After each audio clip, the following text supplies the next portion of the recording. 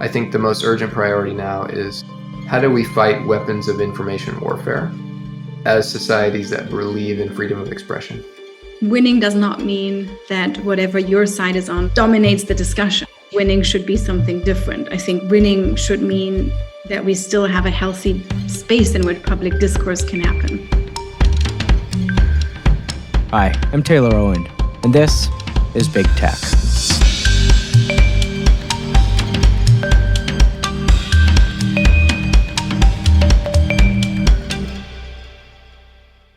When Russia invaded Ukraine a few weeks ago, something unexpected happened. There was widespread agreement, not just on what was happening, but that something needed to be done to stop it. Sanctions were instated, and countries that historically had been hesitant to get involved in foreign conflict, like Germany and Switzerland, lent their support. In the US, a Republican Party that often flirts with conspiracy theories and occasionally sympathizes with Putin almost uniformly denounced the invasion.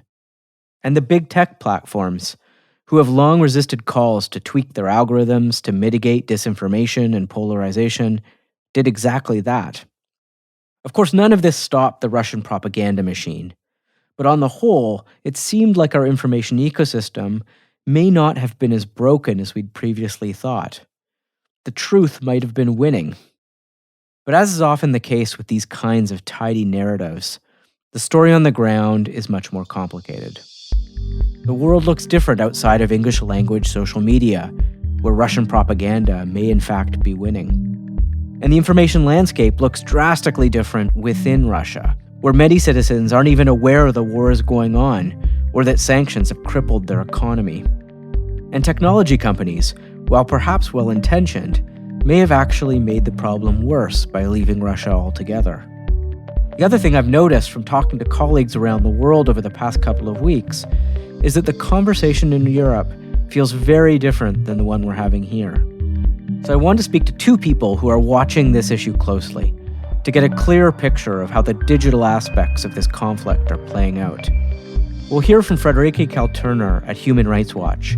But first, Ben Scott is the executive director of Reset, a global organization focused on data and digital rights. Ben, thanks for being back on Big Tech.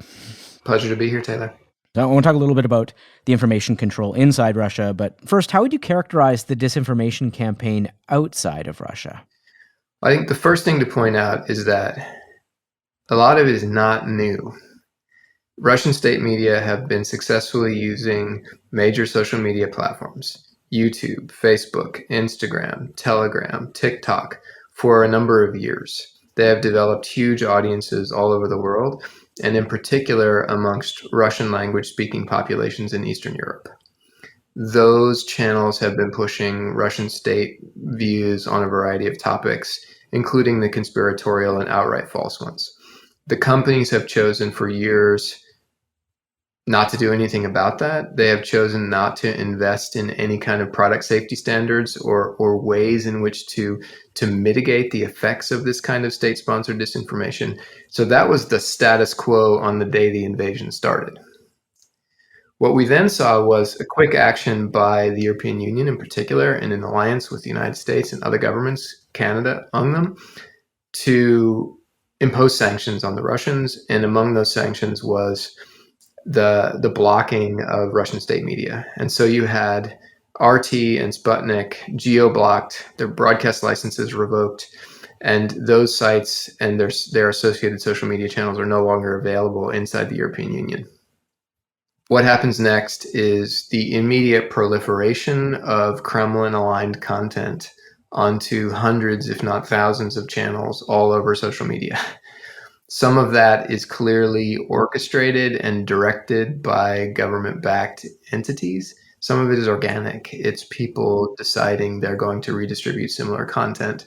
There's no way to fully understand the scope of it unless you are one of those social media companies and you decide you want to document it. And to my knowledge, no one has done that. So what kinds of disinformation trends or types of content are you seeing? I mean, the most common ones are just amplifications of the position of the Russian government, which is that this conspiracy that somehow Ukraine, whose president is Jewish, is somehow a Nazi-controlled state, and that they are persecuting ethnic Russians in Ukraine, and therefore there is a justification for the invasion. A conspiracy rewriting history, saying Ukraine never really existed as a real country and it was always a part of Russia, and it's unacceptable that it is broken away and that it's moving towards the European Union or towards NATO. These kinds of things are widespread on all of those channels. So effectively, the thing the European Union and its allies attempted to block with RT and Sputnik is just proliferated into thousands of other channels all over the internet. This might be difficult to answer at this stage, but I'm wondering how effective you think this has been. I mean, I think we've really propped up in many ways the power of the Russian state to divide Western societies and disinform us. But has it worked here? There's been an interesting phenomenon in the last 2 weeks where there's been a surge in social media content featuring Ukrainian defenders, civilians, citizen soldiers, and military alike standing up in the face of an overwhelming armed force of Russian invaders. And that inspiring story has dominated social media in English in the West. Yeah. And so you can read stories about how, the Russian disinformation army is not all it's cracked up to be. We beat Putin. The Ukrainians are so clever. They were all over it. They put up their TikTok videos of, standing in front of tanks. That's the story that's dominating the world. Well, if you read elite English language Twitter, yeah, we won. Congratulations to us. But that was never the target of the Russian disinformation operation. They were never going to persuade the West of their justification for the war. They were focused on those communities that they have been bombarding with propaganda for years, those communities that are most likely to be sympathetic to their cause. So if you look at what these digital media narratives look like in Russian language, in Ukrainian, in Romanian, in the languages of the Baltic states, in the Balkans. There was a march in Serbia last week of pro-Russian supporters.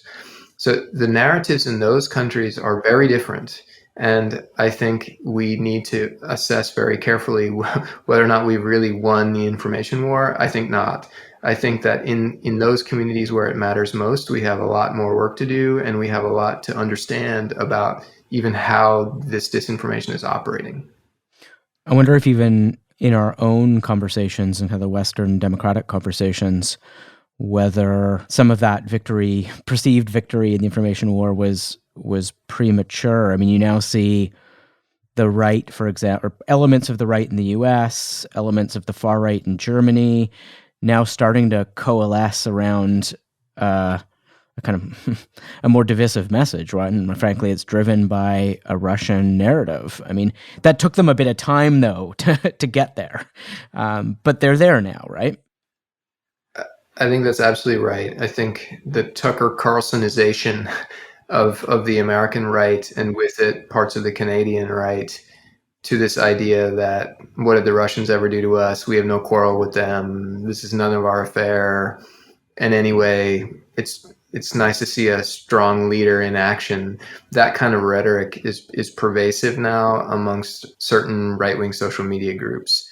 I think part of the reason it hasn't become dominant in the way that you've seen other conspiracy narratives balloon on right-wing social media is because there's a split on the right. There's a split between the traditional hawks and cold warriors of international militarism from those more isolationist far-right groups that have been sympathetic to Putin and Putinism. But irrespective of what's happening in English language social media, I think we really have to be focused on what's happening in Eastern Europe right now, in particular. And if you look at the most prominent organizing feature of the conspiracy narratives right now is around the Z campaign. And you may be familiar with it, and your listeners as well, from seeing this Z written on Russian military vehicles and all the imagery from the invasion. And that Z is notable because Z is not a letter in the Cyrillic alphabet. That Z was some sort of military code. There are lots of theories about what it might be, but now it has become the unifying symbol of Russian nationalism and the distilled emblem of the conspiratorial narrative that Ukraine is run by Nazis and Russia is the heroic savior going in to rescue the ethnic Russians who are being persecuted. That Z campaign, if you look in Russian language social media, if you look in Eastern European language social media, it's everywhere. And it is ominous. I mean, this is a pretty serious operation and one that I think we need to pay more attention to. Who's running it? Do we know? I think it's a combination of state-sponsored production. You can see it. I mean, these videos of 100 guys in Z T-shirts, black shirts with white Zs, chanting and waving Russian flags. That's not a flash mob. that was organized. That was highly produced. That's an HD video camera in front of them. But you also see a ton of organic content. It's very reminiscent in a way of the growth of Q and the potency of a single symbol that gave people the sense of us versus them, a kind of tribal imagery that suggests that we have some secret truth that we're going to deliver in a victorious march to some weird end of history distortion. And allows people to read in any number of explanations into a single symbol, right? That can be pretty powerful. It can be galvanizing. You can imagine as well, there are a number of commentators in Eastern Europe who say, we've seen a symbol like that before stamped on the side of military vehicles, and it was the greatest disaster the world has ever known.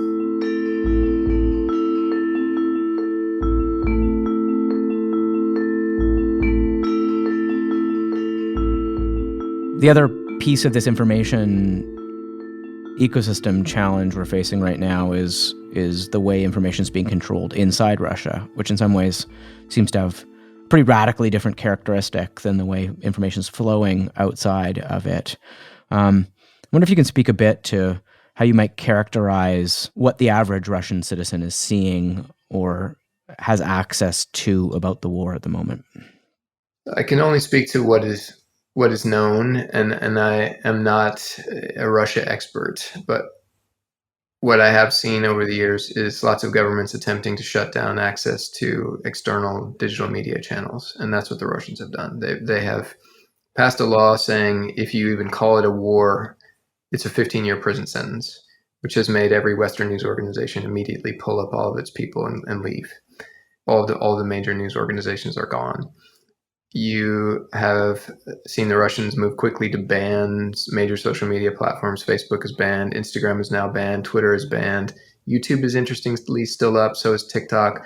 But TikTok says that they're pausing on the upload of new videos inside of Russia because they're concerned about the safety of their users vis-a-vis this law. So there's quickly a shrinking of the information market for sure.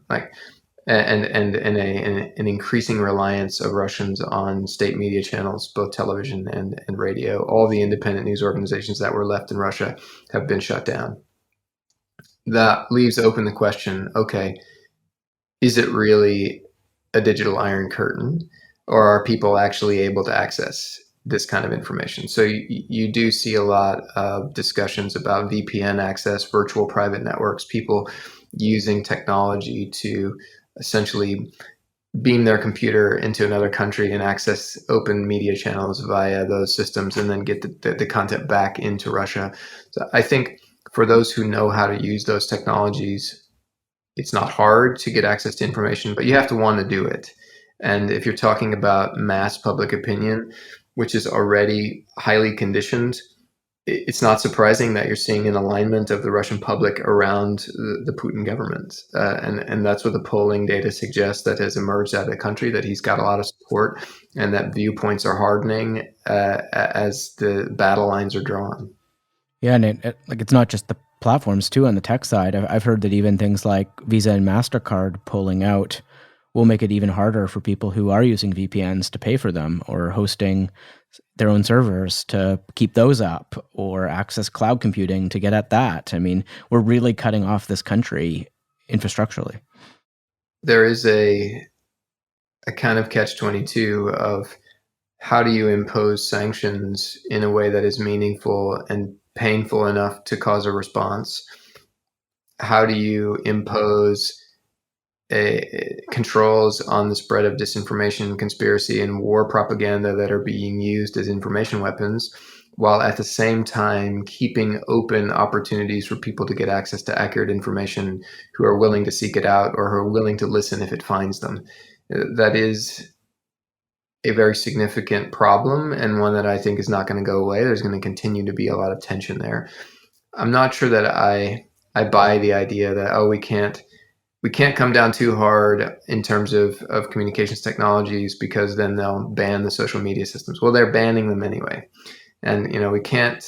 We don't want to risk isolating the country into its own media bubble, but that's happening anyway.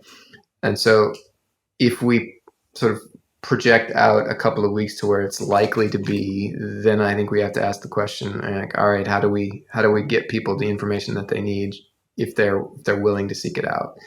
And that's not a new question. Well, it's one you've been involved with for 20 years, right? Yeah. So, this has been the age-old question of internet freedom since the beginning of the web, and it's before that. It was about the Cold War and lobbing radio transmissions over the Iron Curtain, and you read the historical accounts of the pamphlet drops from balloons into the former Soviet Union. So this problem of that information access is not a new one. We're just experiencing it now in its 21st century incarnation.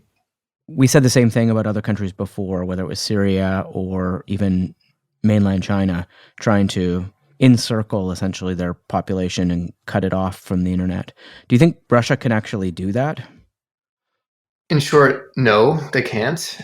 The question is, can they do it enough so that they are able to contain dissent at a level that is low enough to punish it and threaten it into silence? Yeah. And I think it's important to keep in mind that Russia is not exactly the most wired society in the world. And that what may be true of elites in Moscow and St. Petersburg is certainly not of people further out in the hinterlands in Russia. It's like that in Canada. It's like that in America, except much worse because the infrastructure is poorly developed. So I think we overestimated our peril, the degree to which Russians in general were already online and consuming digital media in the way that is become standard in Western societies. So you've already got a big chunk of people who are habituated to traditional media sources, and now state media is the only game in town. Those small number of people who are accustomed to getting digital information and B, willing to use circumvention applications like virtual private networks to access Western media, that's not going to be a very significant percentage of the overall public, even on the best of days. So I think they can't shut out Western information, but they may not need to have such a tight seal in order to maintain control over public opinion. Yeah, I mean, that's the nature of propaganda, I guess. You don't need everybody to believe it. You just need most people. And their starting place was pretty good. Yeah, absolutely. So just like last question here. I mean, I think the thing that's changed in the last few years around the disinformation conversation, in part because of the work you've been doing, frankly, in your organization, is that governments have a much higher level of awareness of the nature of this problem. And I think Western governments are very aware that there's this significant disinformation aspect of this war, whereas 10 years ago, they might not have been as much. But they're now asking, like, what do we do about that? And I'm hearing this a lot of, like, how do we fight Russian disinformation in this war? And they're literally looking for answers. What are you telling governments right now on how they engage in this particular problem of Russian disinformation right now on Ukraine?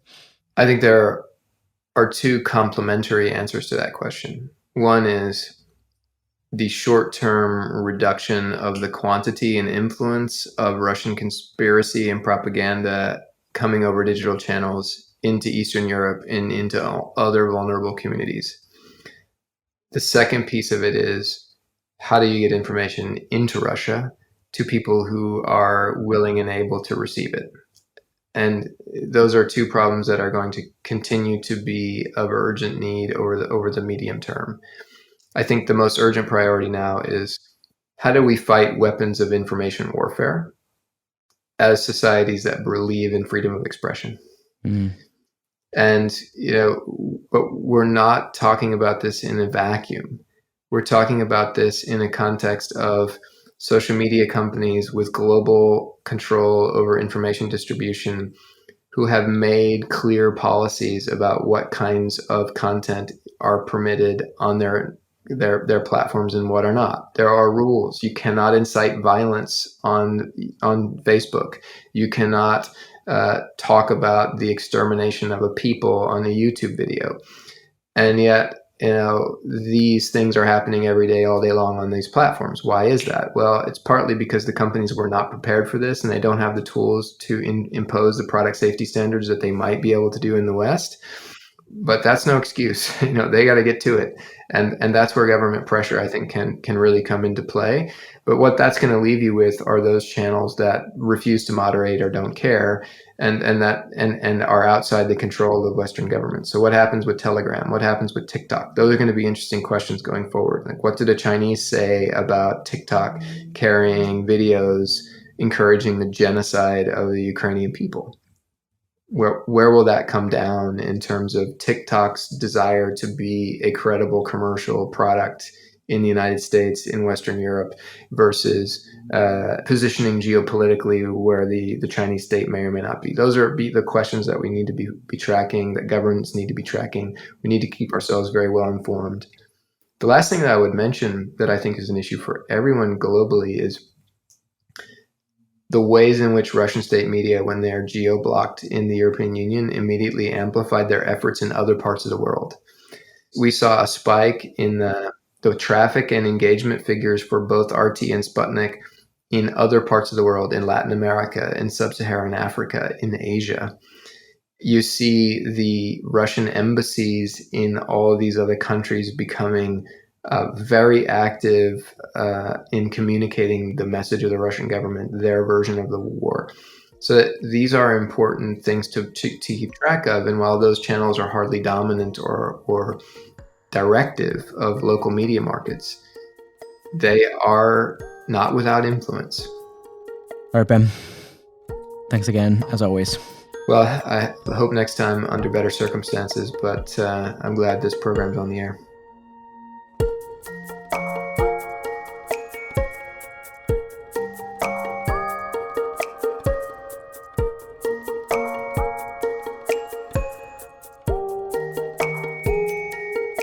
I mean, look, I'm in Montreal at the moment and watching everything going on in your part of the world closely, but from a real distance. And I'm wondering what it feels like in Berlin right now. Do you feel close to this? I mean, the short answer is yes. The war in Ukraine feels incredibly close, I think, for a number of reasons. One is I'm based in Berlin. I think in the last 3 days alone, 20,000, mostly women and very young children, arrived in Berlin Central train station. And you see them everywhere. There's people sobbing. There's people with bags, which is everything they have. So I think it's incredibly close. And then I think many people my age, we grew up with grandparents who were children in the war. So we're very familiar of stories, what it's like to be in a basement, hearing the sound of bombs. And we're having now conversations with our grandparents who really feel, for them, it's also quite, it feels very close. I think that's a good answer. As Ben mentioned, there's a tension here in how the tech companies are responding to this crisis. On the one hand, sanctions need to be painful enough to be effective. But there's also a real risk that you might create an even deeper information vacuum, and that could end up hurting ordinary Russian citizens. I wanted to get a better sense of the trade-offs here. So I spoke with Frederike Kaltheuner in Berlin, the head of the tech division of Human Rights Watch. I mean, it certainly seems from a distance, seeing it on the platforms I use, that this is a place dominated by Ukrainian messaging, frankly, right? That's what we're receiving largely in the West. But if you're trying to fact check potential acts of war or potential munitions being used, you're also coming up against the information being promoted by the Russian state and Russian actors and a whole host of other actors. So how do you view that mix of content that's circulating right now? I think what we've seen in the last 2 weeks has been quite interesting. I've seen lots of misinformation from all sides, and I think it's because things are moving very fast and it's incredibly emotional. And it's just the context in which rumors spread and in which we sometimes, on a very personal level, need to believe certain things to be true, even though they're not. Maybe this sort of like the fact that it feels so close in Europe. It's really been, I've had conversations, overheard in a bar. People were quite scared the first 2 weeks. And that's sort of a context in which this is just a sort of a breeding ground for rumors to spread. Do we want to believe that the war might be going better for Ukraine than it actually is? Is that playing into some of this? This is like very much personal territory now. It's interesting, no matter which political side you're on, in an election, I always think my side is winning. And I do that because I, of course, move in an information bubble. I think the more deeper question is, what is the point of disinformation? It's not just to spread false facts, but it's to sow disagreement, polarization. So what does winning look like in this kind of context? When the goal is to make people be nihilistic, when the goal is to create divisiveness, what does winning look like? And I think at least in Europe, initially, there was a lot more unity than anyone would have expected for all sorts of reasons. Yeah. And it's interesting to observe in Germany, even the far right, which was very much involved in COVID, disinformation, misinformation around vaccines, etc. Because of such a shell shock moment, people were very much aligned. And then suddenly the mood, I feel in the past week, the mood has shifted again, where there's now, I'm seeing much more spreading of like blatantly false Russian state propaganda by actors within Europe. And I think I observed something similar during COVID. In the first 3 weeks, everyone was shell-shocked. Yeah. But for parties that are very populist, it takes a while to figure out what the line's going to be, right? Yeah. Exactly. Also, like figure out where's the wind going to blow from, which direction should we turn? And so basically my answer would be, I think we need to ask ourselves, what does winning look like? Winning does not mean that whatever your side is on spreads the most, dominates the discussion. Winning should be something different. I think winning should mean that we still have a healthy space in which public discourse can happen. We have this perception of the Russian government as being very, I think, adept at least fostering division and potential polarization and sort of inflaming discourses, whether it be through the American election and Trump or Brexit or, right? Like you can imagine them coming into this conflict thinking that they were going to be able to divide Western societies through these similar tactics. But it seems to me that's one that didn't seem to work, and that maybe the bar was actually much higher for them, as they were actually trying to control everything we knew about this conflict. And that wasn't possible. I just wonder if they massively miscalculated here, the information ecosystem and their power in it. I just want to add a careful warning that it's still very early. Yeah. Hopefully it isn't, but sadly it seems like it seems to look like this war is gonna last much longer. So we don't know. Yeah. We don't know what's gonna happen. But maybe then watching the fragmentation happen and really asking ourselves, what's the goal of disinformation? If it's polarization, then we're now seeing the early signs of it. Yeah, and I wonder if this drags on longer, and media attention sort of starts to move, whether that gets even worse, right? The risk of that polarization gets worse. So it's much easier to like focus all our attention on this very acute thing right now, but that doesn't last. And this is where my sort of personal disillusionment with fact-checking comes from. It's not enough to fact check. The momentary fact check doesn't matter, right? So, yeah. Well, I mean, it does and it doesn't, right? It's sort of, during the pandemic, I thought it was very helpful to see warnings everywhere. Vaccines are very effective. Here's how you find good information. I think we shouldn't underestimate the importance of that. But I had a moment, I think it was last week, when I think the BBC was fact-checking the claim that the war is a hoax. And I felt we're no longer in fact-checking territory. This is just pure, bizarre nihilism. What is this? I think this is not about fact-checking. This is almost flat earther kind of territory, where you try to spread narratives that nothing matters, nothing is real, everyone is lying, you can't trust anyone. These are the narratives, I think, that are so hard to tackle.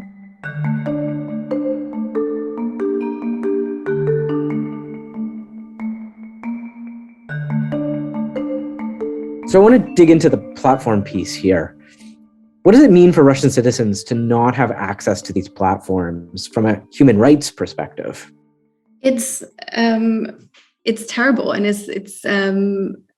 it really is. And we've seen this, and this has been documented for years by human rights organizations and digital rights organizations that work on Iran. So there are sanctions, and you can and I think should criticize sanctions and from a human rights perspective, and critically assess whether they are disproportionate, whether they disproportionately affect ordinary citizens and their rights.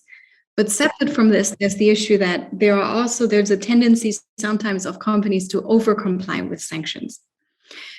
So there is a fine line between taking legitimate, necessary steps to counter disinformation.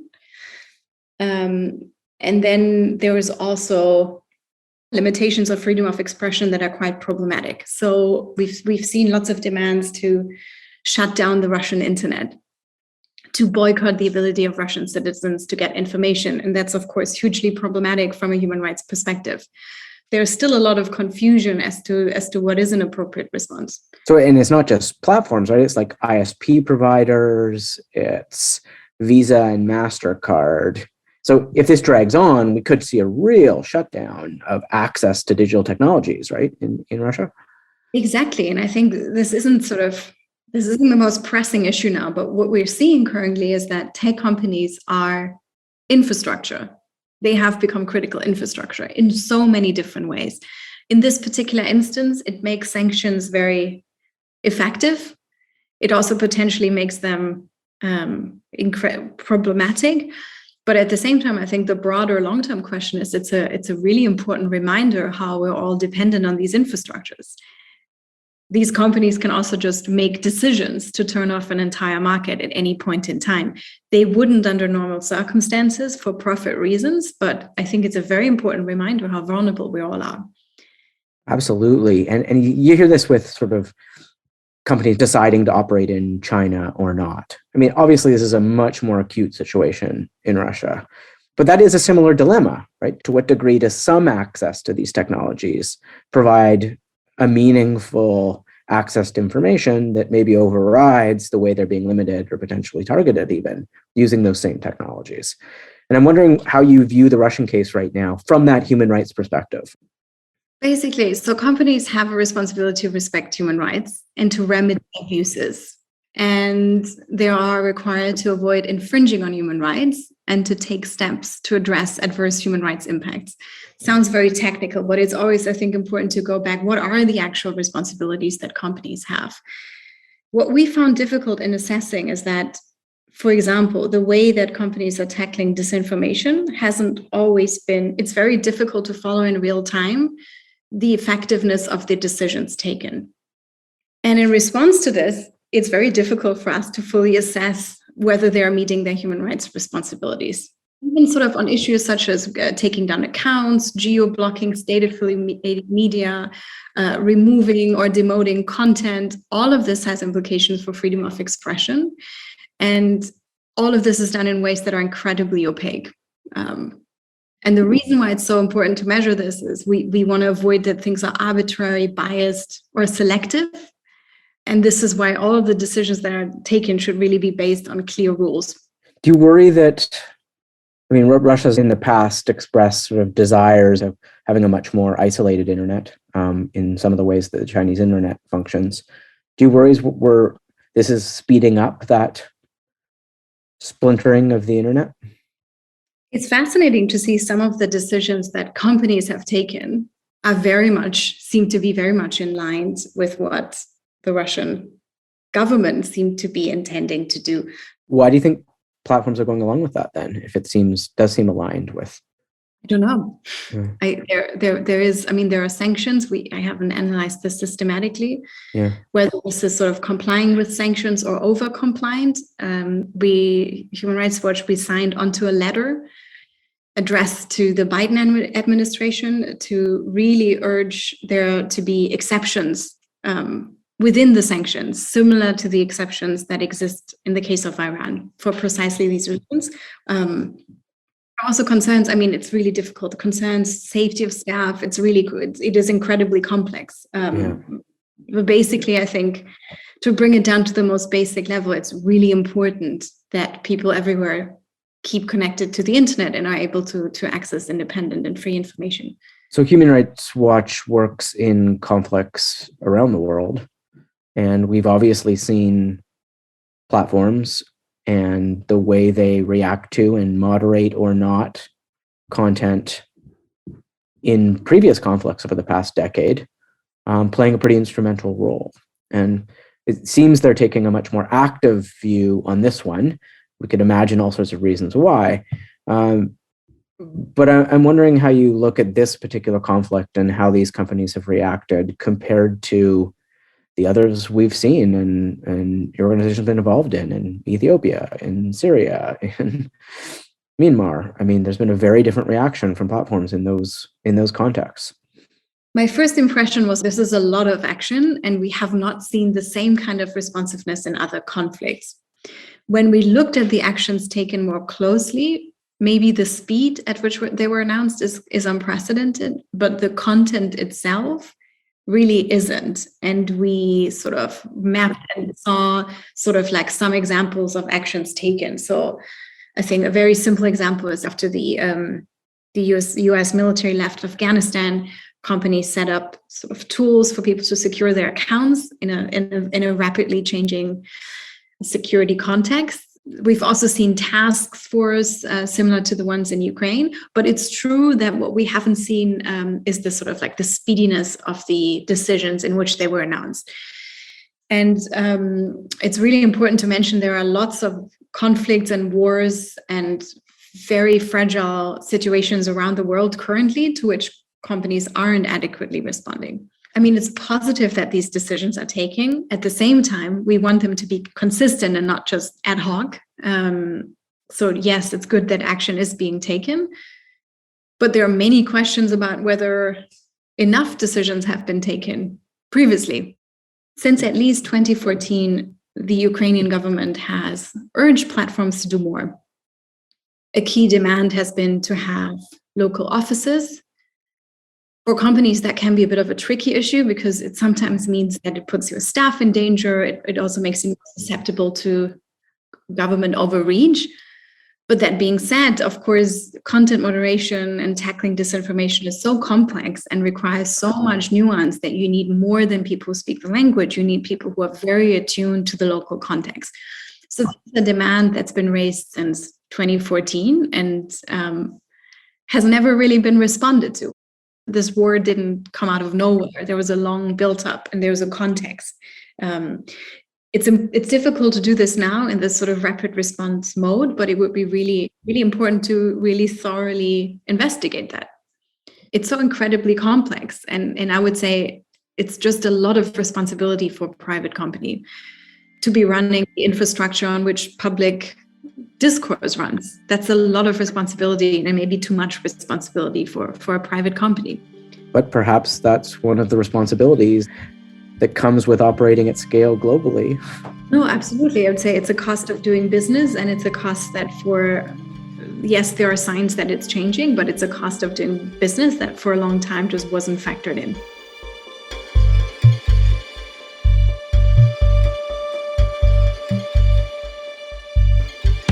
Those were my conversations with Ben Scott and Frederike Kaltheuner.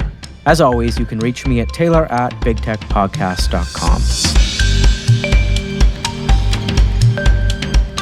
Big Tech is presented by the Center for International Governance Innovation in association with Antica Productions. The show is produced by Trevor Hunsberger, Devi Pacheco, and Mitchell Stewart, with associate producer Abi Raheja. Please consider subscribing on Apple Podcasts, Spotify, or wherever you get your podcasts. We release new episodes on Thursdays every week.